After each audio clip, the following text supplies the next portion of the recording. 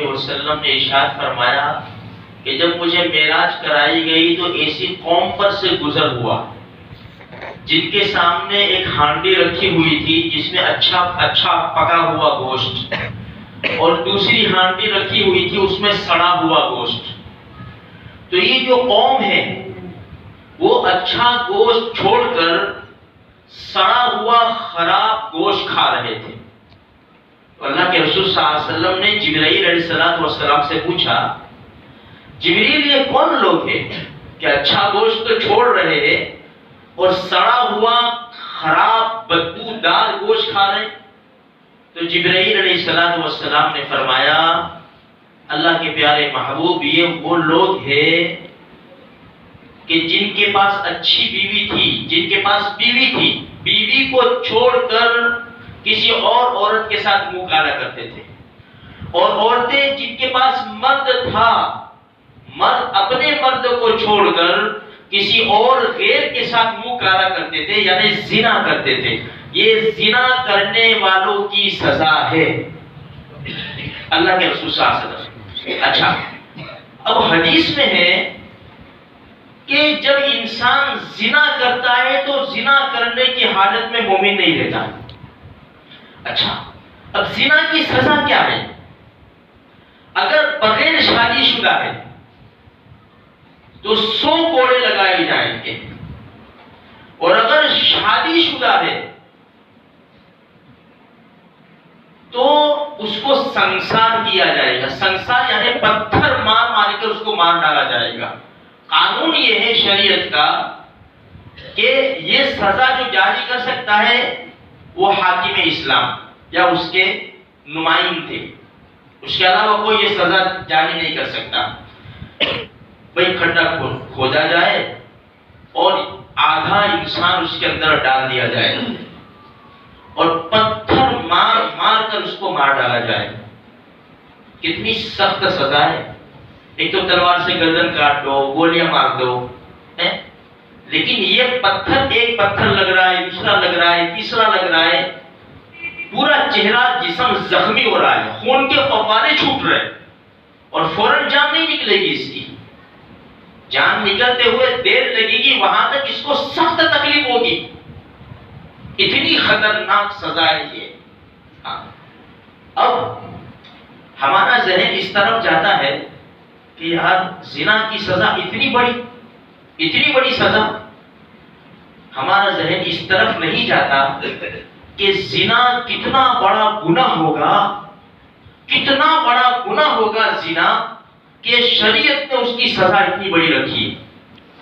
اسی لیے قرآن کریم میں 15ویں پارے میں ایسا نہیں کہا زنا مت کرو، ایسا نہیں کہا وَلَا تَقْرَبُوا الزِّنَا، زنا کے قریب بھی مت جاؤ۔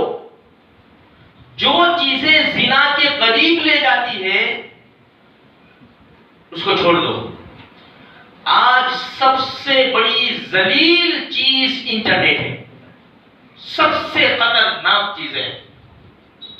انسان اکیلا ہے، روم کے اندر کوئی دیکھنے والا نہیں ہے، جس کا جیسا جی چاہے بچانے والی ذات اللہ ہی کی ہے۔ میرے بھائیوں، ہم اپنی اولاد کے سامنے، بیوی بچوں کے نہیں دیکھ سکتے، دوست کے سامنے نہیں دیکھ سکتے ہیں۔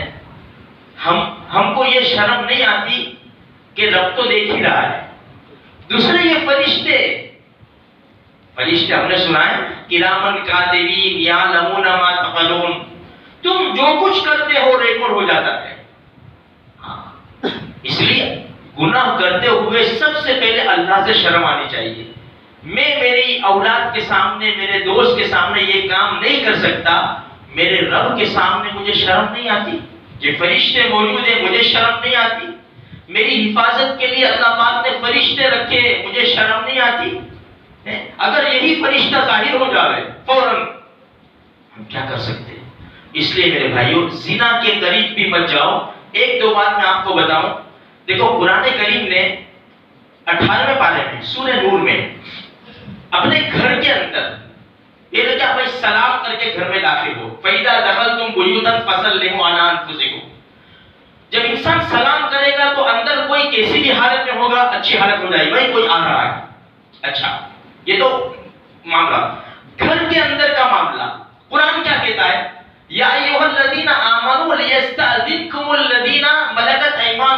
والذین لم یبلغوا الحلم منکم ثلاث مرات. گھر والوں کی بات ہے یہ.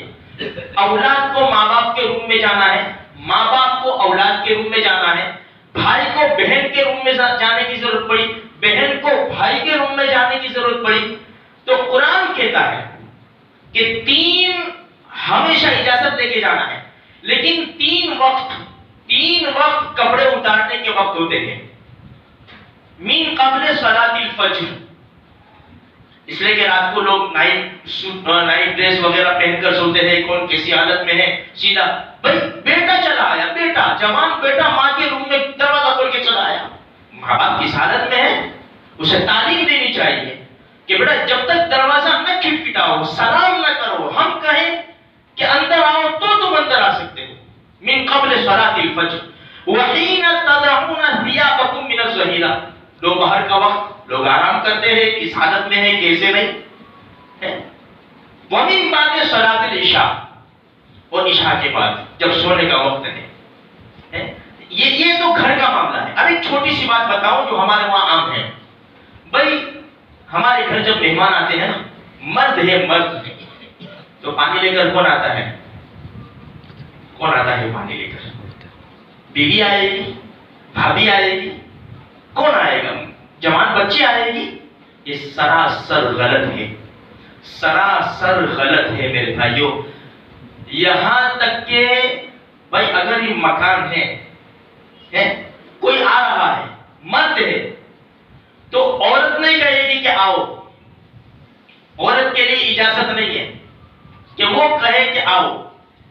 قرآن کریم نے جب ایسا بھائی فون آنسر کر لیا یا تو کوئی گھر میں آ رہا ہے, تو عورت کیسا جواب دے گی؟ وہ کڑکائی سے جواب دے گی.